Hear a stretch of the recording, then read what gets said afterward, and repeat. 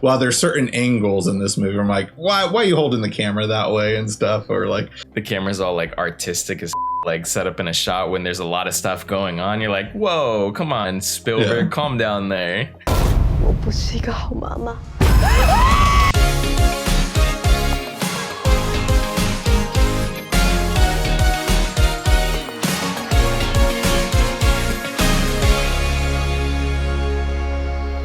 Drive-by movies you're watching.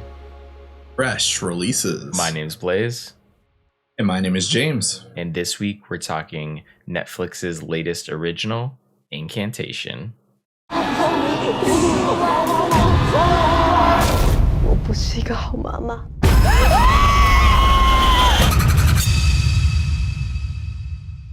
Incantation is the film that's got all the hype on TikTok. It takes place 6 years ago where Lee Ronan was cursed after breaking a religious taboo. Now, she must protect her daughter from the consequences of her actions.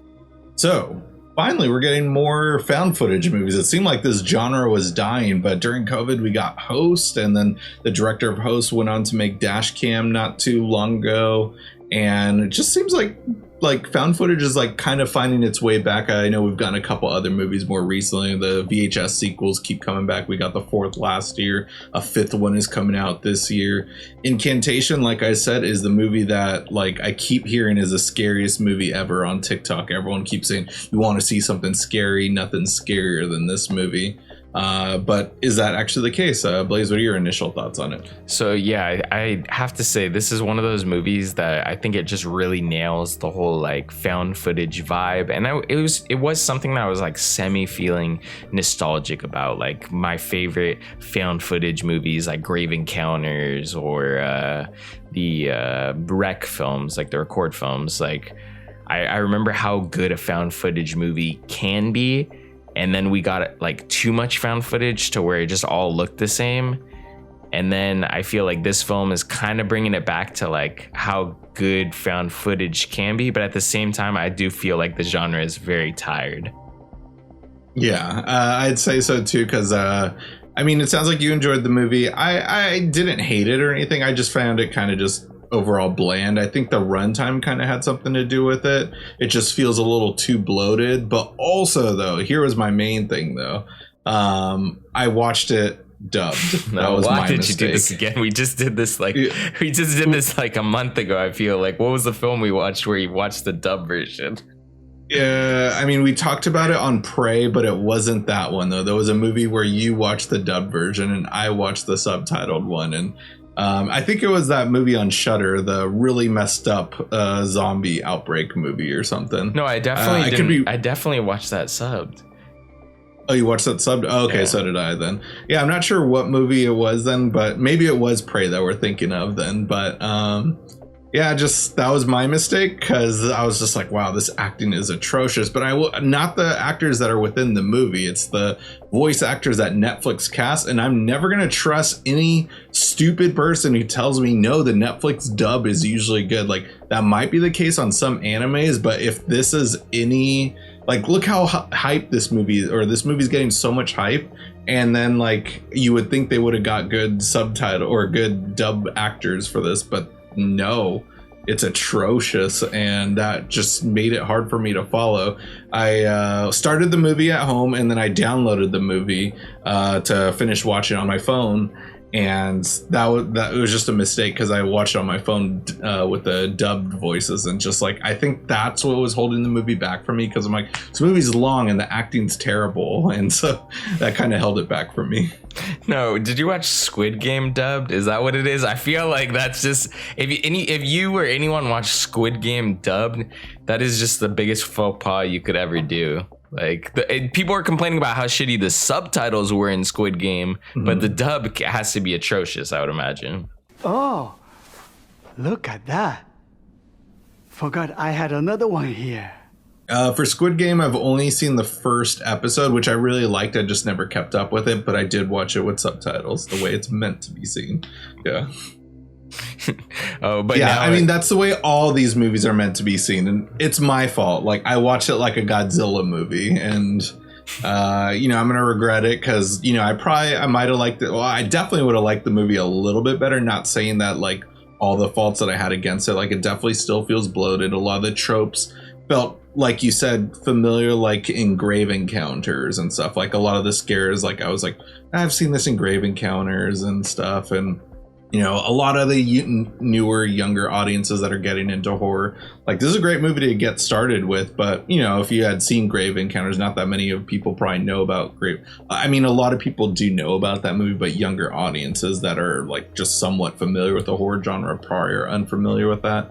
So, you know, I can't really, like, blame them for that. So I did feel like I agree with you where a lot of the films, like, tropes that it used were stuff that we've seen in, you know, all other found footage movies, or even films that, like, recently that we've seen. I'm not thinking specifically about, like, the other Taiwanese movie we watched recently, The Sadness. I felt like these films are, like, kind of different. Maybe the gore could be similar at times, but a film we watched earlier this year, The Medium, I feel like kind of was very similar to this movie, where, you know, things might appear to be a more positive light, like some of the ritual-esque things, but then they're actually very negative. Like in this film, the major thing is that there's this blessing that they want you to, like, kind of repeat, but, you know, the blessing is actually a curse in and of itself, and that's kind of the issue with the protagonist in this film, is that they're kind of roped into this curse. And yeah, I liked the aspect of, like, kind of spinning on his head, but I do feel like it's very, very similar to a lot of films we've seen recently within the past year or two.